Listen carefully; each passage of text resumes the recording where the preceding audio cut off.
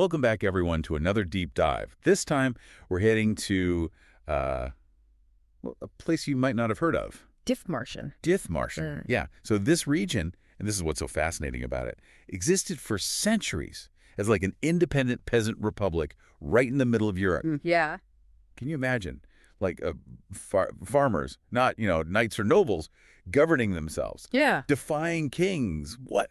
Yeah, it really flips the script on what we think we know about like power in the Middle Ages, really. Totally. We always picture these like powerful kings and knights, but this is a story about the power of, well, everyday people, farmers. Yeah. Yeah, exactly. And to get into like all the nitty-gritty of how they pulled this off, we've got some great sources lined up. We've got the Wikipedia page on Dithmarschen itself. We've got one on a specific battle, the Battle of Hemmingstead, which is like, whoa, legendary. Oh, yeah. And of course, we've got a broader historical overview just to make sure we're not like, missing the big picture.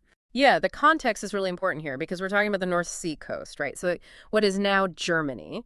And this was a region that was constantly being fought over. Oh, yeah. Dukes, kings, emperors, everybody wanted a piece of it. It's like Game of Thrones, but with like more cabbages. So how did this little pocket of like farmer-ruled land survive in all that chaos? Right. Well, it all kind of starts with where they were located. They were part of the Duchy of Saxony, which, like a lot of Europe at the time, ended up under Charlemagne's rule in the early 800s. They were converted to Christianity, the whole deal. So they were part of this bigger power structure, but then something changed. Exactly. By the 13th century, they'd emerged as, get this, an independent peasant republic. Think about, like, ancient Greece. Oh, okay. They're city-states, right? Yeah. Each with their own government, laws, that sort of thing. It was kind of like that, but instead of, philosophers and artists, you've got farmers calling the shots. Wow. Okay, I am picturing these, like, farmers in togas debating politics in the fields, but how were they actually organized? Was it just everyone doing their own thing? No. They were way more organized than that. Each Kirchspiel, that basically means church district, acted as like its own little mini-state, and they were governed by a council of judges. They were called the 48ers. 48ers. That's such a specific number. Why 48? It's not entirely clear how they settled on that number, but it does suggest a pretty, sophisticated system. Yeah. With representatives from each Kirchspiel coming together to, like, make decisions for the whole republic. Okay. Okay. That's impressive for a bunch of, farmers. They weren't just governing, right? They had to defend this independence. And that brings us to, one of the sources we mentioned, a Battle of Hemmingstead in 1500. Yeah. Now, this is where the image of these, like, rebellious Dithmarschen farmers really, like, comes to life. Oh, absolutely. At this battle, it's a classic David and Goliath story. You've got King John of Denmark, who is also the ruler of the Kalmar Union. And this guy, he decides Dithmarschen should be part of his domain. Talk about ambitious. Right. So I'm guessing he didn't just send a strongly worded letter. Oh, no. He shows up with this, like, massive army, thousands of mercenaries, heavily armored knights, cannons, the whole 9 yards. Can you imagine what those farmers must have thought, seeing this force coming at them? Yeah. Like, oh, this is not good. So how did they even stand a chance? Were they, like, secretly training ninja farmers or something? Well, maybe not ninjas, but they had one major advantage. They knew their land. Okay. Dithmarschen wasn't your typical, rolling farmland. It was a network of marshes, lowlands, crisscrossed with dikes and sluice gates to control the water. So they knew how to use the land itself as like a weapon. Exactly. They were outnumbered, but they were fast, and they knew the terrain like the back of their hands. They lured the invading army into this like carefully chosen area, and Then what? they unleashed their secret weapon, the tides. They opened the sluice gates, flooded the whole battlefield, and turned it into this like muddy death trap. Oh, man.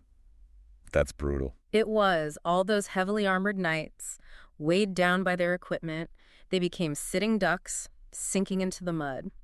The Dithmarschen forces, though, they were lightly armed, using long poles to, like, vault across ditches, picking off the invaders who were struggling to stay afloat. I'm picturing this whole scene, the chaos, the sinking knights, the mud flying everywhere. What a nightmare. Yeah, it was a complete disaster for King John. He lost thousands of men, including, like, hundreds of nobles, and was forced to retreat. Wow. Talk about a soggy defeat. This victory at Hemmingstead, it wasn't just a battle, was it? It was a statement. It became this like symbol of peasant resistance. Yeah. But their story is about more than just military victories, right? For sure. They created this like functioning society with laws, trade, even a culture that was way ahead of its time in a lot of ways. Absolutely. I mean, they codified their own set of laws in 1434. Wow. Think about that. While most of Europe was ruled by, the whims of monarchs and nobles, these farmers had established this system based on, written law. It was incredibly forward-thinking for the time. That's amazing. What did these laws, actually cover? Give us a glimpse into their legal system. Well, they had laws about things like land ownership, inheritance, even regulations for trade. It was a sophisticated system, for sure. Wow. It really makes you question everything you thought you knew about, medieval farmers. Yeah. But there's one more detail that just blows my mind. Dithmarschen was a member of the Hanseatic League. That's right. The Hanseatic League, it was like this medieval trade federation, controlled commerce across the Baltic Sea.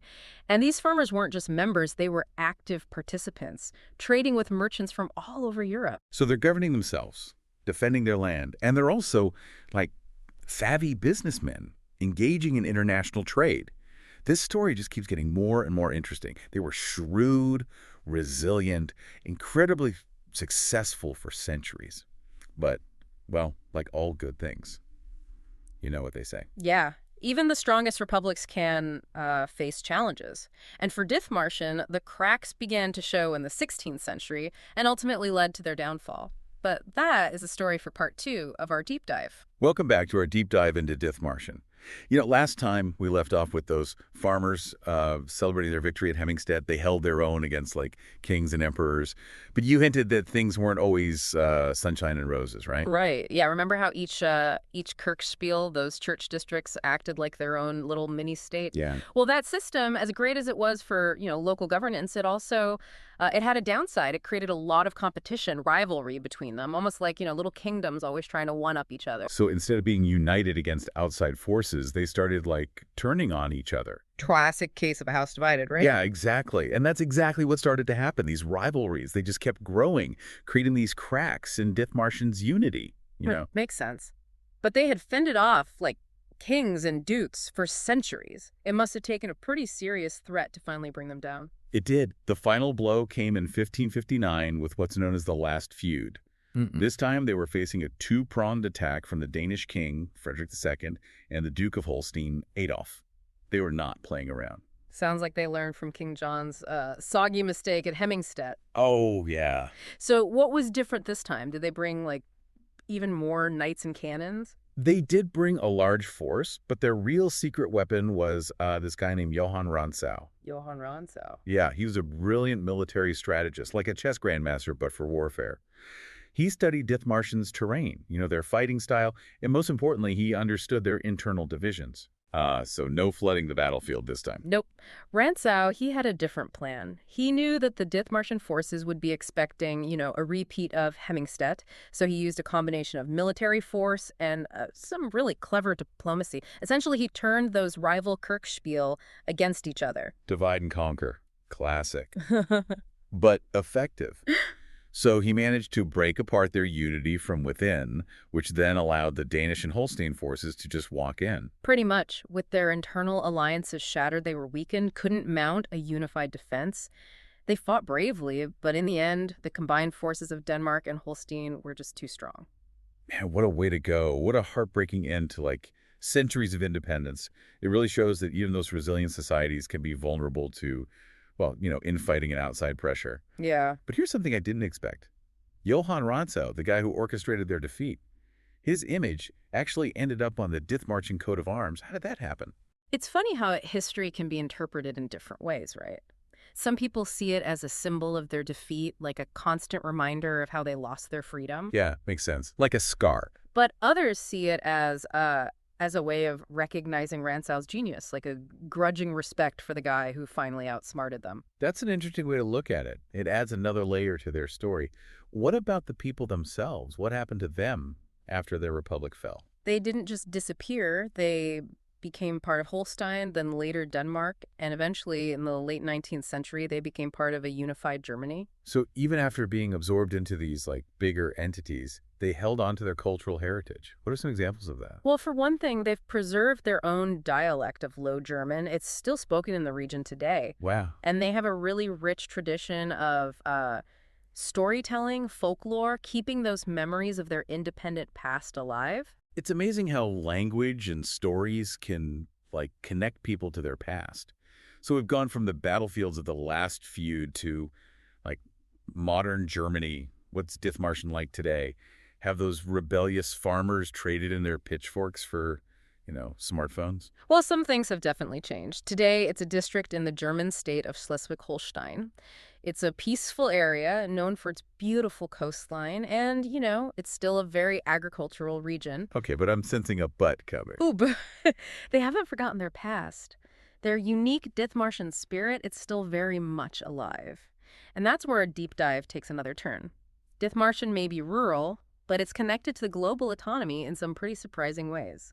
And that, my friend, is a story for part 3 of our deep dive. Welcome back to the final part of our Dithmarschen deep dive. It's been quite a journey. We've seen these peasant farmers take on kings, build their own republic, and ultimately fall to, well, a combination of things. But as you said, their story didn't end there. Not at all. So we left off with Dithmarschen kind of entering the modern era, a seemingly peaceful rural district. What's their story now? What's life actually like there today? Well, it's a real mix of the old and the new. You've got those echoes of the past butting up against modern life in some pretty interesting ways. Remember those marshes that we talked about? Yeah. Strategically important, right. Help them win that big battle. Exactly. Well, those marshes, they're still super important to the region's identity, but these days they're fueling a different kind of engine, an economic one. Okay. Intrigued. Spill the beans. What's driving Dithmarschen's economy today? Are we talking tech startups or something? Think more along the lines of dot cabbage. Cabbage. Wait, seriously. The vegetable. The one and only. Dithmarschen is known for its agriculture, and cabbage is, well, one of their big stars. They produce a ton of it, and they even have this Cabbage Days festival every year, a celebration of the humble cabbage. That's amazing. It's kind of poetic, isn't it? I mean, this region that once stood up to kings is now famous for cabbage. From repelling armies to, cultivating fields of cabbage. What a transition. But hey, there's a certain charm to that, right? It keeps them grounded, connected to their roots. Absolutely. So is Dithmarschen basically one giant cabbage patch these days? Not exactly. While agriculture is still a big deal, tourism is another huge part of their economy. That North Sea coastline, the one that drew in those Hanseatic merchants way back when, it's now attracting a different kind of visitor. Okay, so are we talking busy beach resorts or more of a chill nature-focused vibe? What kind of experience does Dithmarschen offer today? It's a bit of both, honestly. You've got your classic seaside towns like Boosum, sandy beaches, family-friendly kind of place. But then you also have this growing ecotourism scene, people coming to check out the Waddensee National Park. It's really unique. A Waddensee. Now, that's a place I'd love to see. It's one of the largest intertidal zones in the world, right? That's right. Just teeming with wildlife. Imagine going from, chilling on the beach to exploring mud flats and seeing these massive bird migrations all in one place. Exactly. It's a nature lover's dream.